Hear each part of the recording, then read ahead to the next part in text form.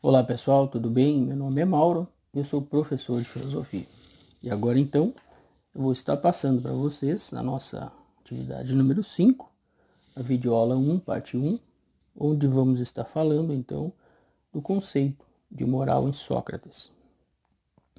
Inicialmente, então, gostaria de passar uma breve biografia de Sócrates aqui, entrarmos também em alguns conceitos sobre a sua característica dessa filosofia socrática.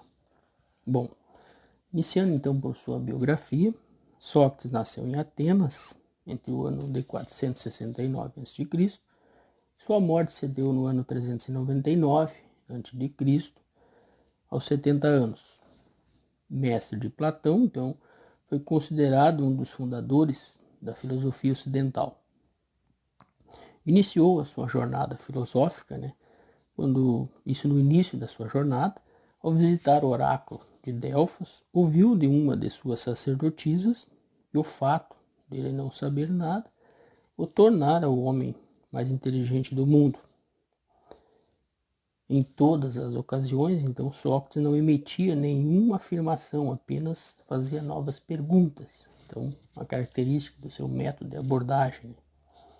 Ao caminhar em praça pública, então, fazia indagações aos cidadãos que ali passavam sobre assuntos diversos, como, por exemplo, política, religião, e tal postura questionadora despertou o interesse de muitos jovens, atraindo diversos discípulos e, por outro lado, também conquistou muitos inimigos que temiam, que esses cidadãos críticos se tornassem autônomos e colocassem em risco o poder vigente da época. Sócrates, então, por causa dessas influências que ele causou na sociedade grega, foi condenado à morte por envenenamento e faleceu, na verdade, sem deixar escritos. A filosofia, então, de Sócrates, ela é responsável por dar origem ao método socrático, que tinha como princípio de construção do conhecimento, ao invés simplesmente da mera transmissão de ideias. Ele tinha como princípio a construção, então, desse conhecimento, de fazer brotar, nascer o conhecimento. Na sua época, então, o conhecimento se caracterizava como um tipo de comércio, na época de Sócrates, onde os professores, conhecidos como sofistas, cobravam por conteúdos e discursos prontos, os quais os alunos eram obrigados, então, a decorar esses discursos e esses estudos. Contrário, então, a essa prática, Sócrates tinha convicção de que eram os diálogos que favoreciam uma verdadeira troca de conhecimento, pois através deles os discípulos conseguiam refletir sobre suas próprias afirmações e conclusões. Então, Sócrates tinha a convicção, que era através desses diálogos que ele estabelecia com as pessoas, com os cidadãos, com os jovens, e conseguia, então, através dessas afirmações e conclusões que eram emitidas por seus interlocutores, extrair deles um conhecimento verdadeiro. Valendo-se, então, da ironia e da maiêutica, princípios fundamentais em todo o pensamento socrático, ele estimulava seus interlocutores a expressar, então, suas ideias, defendendo suas opiniões, para então despojá-los de toda a ilusão do saber e extrair deles, então, o conhecimento verdadeiro. Ao contrário, do sentido atual do termo, do sentido original da palavra grega, ironia, ela representa, então, um questionamento em forma de refutação. Por outro lado, a maêutica socrática, ela tem como significado dar à luz, dar parto, parir o conhecimento. É um método, então, uma técnica que pressupõe que a verdade está latente em todo o ser humano, podendo aflorar aos poucos à medida, então, que se responde uma série de perguntas simples e até quase ingênuas, do dia a dia, mas porém perspicazes. Então, uma peculiaridade do método maêutico que Sócrates usava para interpelar e fazer com que os seus interlocutores expusessem os seus pensamentos. Consistia, então, esse método, na análise de sucessivas respostas para a busca da verdade, estimulando o pensamento a partir daquilo que não se conhece. Assim, então, nasceu esse método socrático de interpretação, de buscar extrair das pessoas o verdadeiro conhecimento, a maiútica. Através, então, da elaboração desse seu método, Sócrates deixou um legado para a humanidade. Sua preocupação em tornar pessoas mais críticas e responsáveis pelo seu próprio conhecimento. Então, esse grande legado de Sócrates foi sempre no intuito de tornar as pessoas mais críticas e mais responsáveis e autoras, né, do seu próprio conhecimento. Este método socrático, então, ele permanece até hoje como ferramenta utilizada em uma ampla gama de discussões e consiste, né, num tipo peculiar de pedagogia, no qual uma série de questões são feitas, não apenas para obter respostas específicas, mas também para encorajar a uma compreensão, né, clara e fundamental do assunto a ser discutido. Então, esse método socrático de abordagem hoje também é incorporado, né, por grandes pedagogos, também faz parte, né, da pedagogia moderna. Foi Sócrates, então, mestre de Platão, que fez contribuições importantes e duradouras aos campos da epistemologia e da lógica, e a influência, né, dessas ideias e de seu método continua a ser importantes alicerces para boa parte dos filósofos ocidentais que se seguiam a ele. Então, se tem uma base muito grande, né, desse legado de Sócrates, o intuito de muitos filósofos se basearem, beberem nas fontes, né, de Sócrates. Vamos então para alguns objetivos, né, da nossa videoaula hoje. Dentre alguns objetivos, aqui eu destaquei como um objetivo geral, né, nós propor uma reflexão acerca do conceito de moral em Sócrates, tendo como norte, então, os princípios de seu próprio agir dentro da polis grega. Isso como objetivo geral. E dentro de alguns objetivos específicos, propus aqui entender e dimensionar a compreensão que se pode ter do conceito moral, esclarecer a ideia da moral como uma construção histórico-social e também perceber a ideia socrática em relação ao saber e agir, né? Então, a partir do contexto dessa abordagem aqui que nós vamos ter, nós temos que extrair alguns desses objetivos para o conhecimento.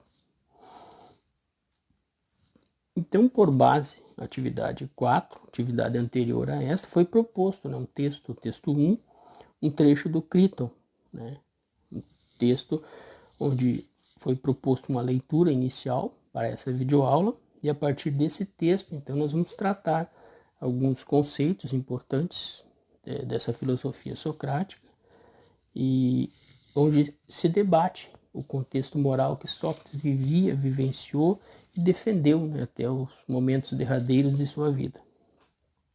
Para análise, então, foi proposto esse texto do Criton, extraído dos diálogos platônicos, né?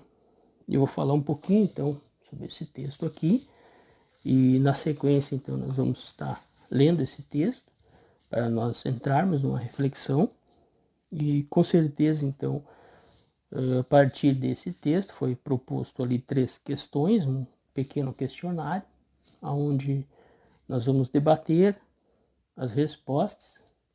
Provavelmente vamos deixar então esse ponto para a nossa videoaula 2, e até aqui então vamos expor o texto, extrair algumas conclusões, e então na videoaula sequente, a videoaula 1, parte 2, vamos estar debatendo e lendo as respostas dos questionários e fazendo então um fechamento dessa primeira videoaula com relação ao tema, conceito de moral em Sócrates.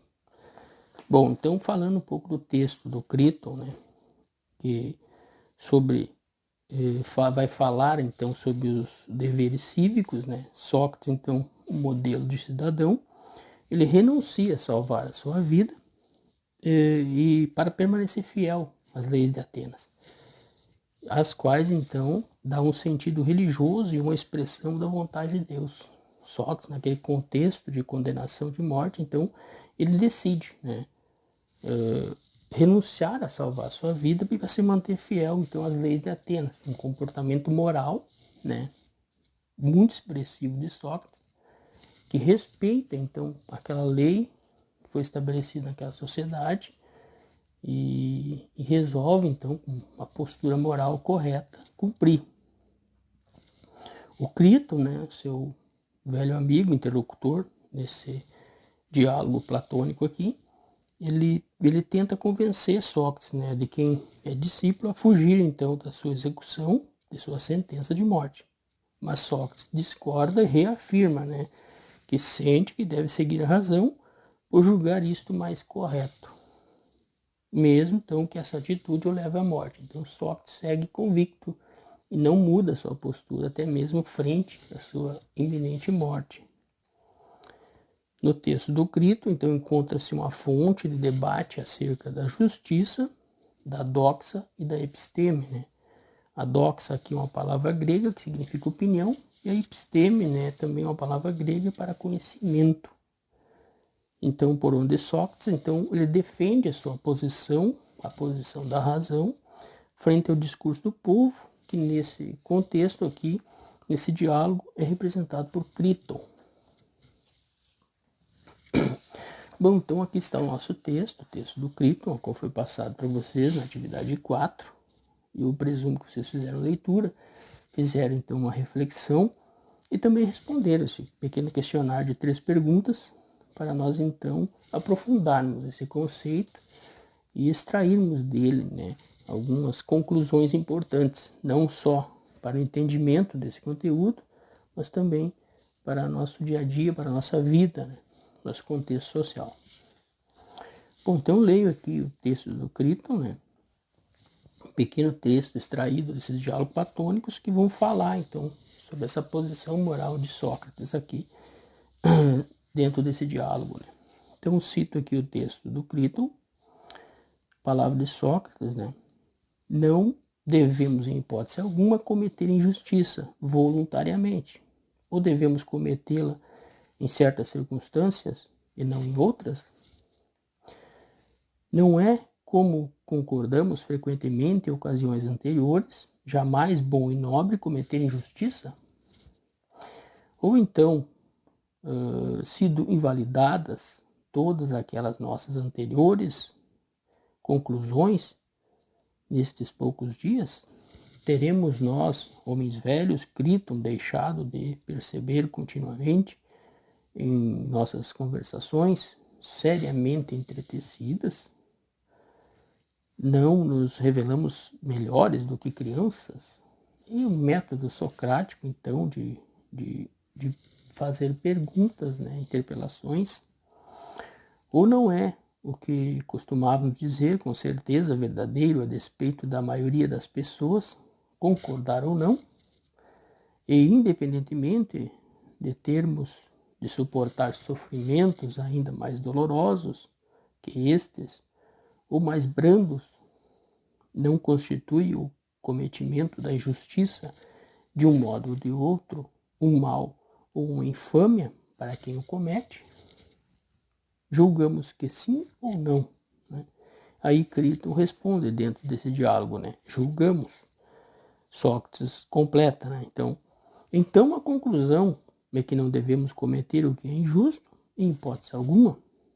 E Criton responde, de certo que não. Então nós vemos nesse pequeno trecho aqui o método de abordagem de Sócrates, né? Fazendo perguntas, interpelações e com a finalidade, né, de se extrair dentro desse diálogo aqui algumas conclusões. E aqui nós podemos ver que a defesa da justiça e da moral, ela impera em relação à vontade que o próprio Criton tinha de fazer com que Sócrates abandonasse a ideia de se suicidar e salvasse a sua vida, né? Mas aqui nós podemos ver perfeitamente o posicionamento de Sócrates em relação à moral e ao cumprimento da justiça ateniense, e isso então nos transporta para entendermos melhor essa moral e contextualizarmos, né, com relação à nossa sociedade hoje e a posição que as pessoas têm em determinadas situações. Serve como exemplo e para a nossa reflexão.